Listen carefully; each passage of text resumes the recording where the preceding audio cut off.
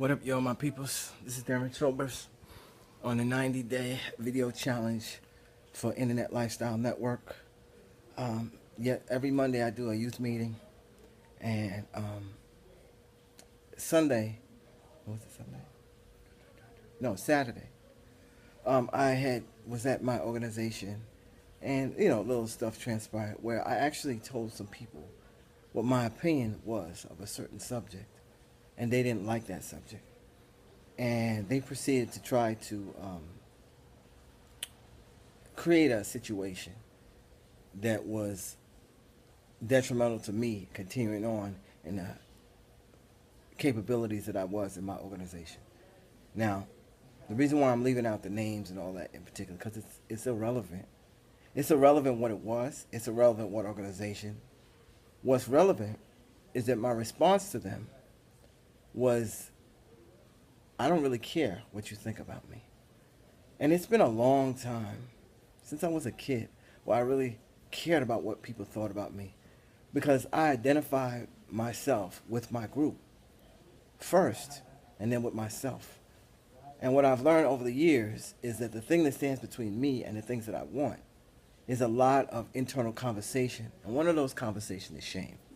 So I realized I could be successful or I could be shameful, but I couldn't do both.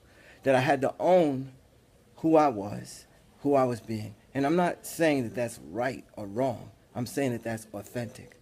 So my point in expressing my opinion the way I did, with no apologies and no excuses, was to be authentic to who I was being. Because when you're authentic to who you are, either you're going to get reinforcement of who you are, or you're going to get correction. So you get to finely tune who you are, instead of you being some representative of who you are to cater to someone's perception. And the person turned to me, one of the people, it was two people at the same time, and they said, I lost a lot of respect for you because I thought this, that, and the other thing.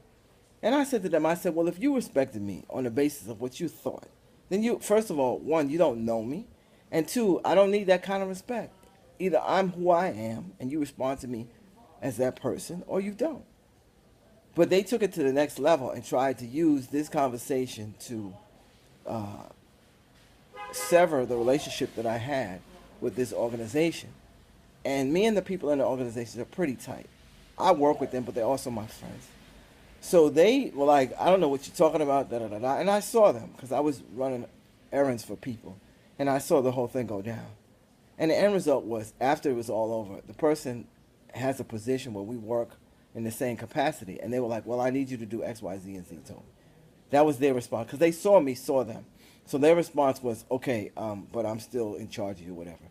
But it was so childish and so kindergartenish that the reason why I brought it up is because I want to use it as an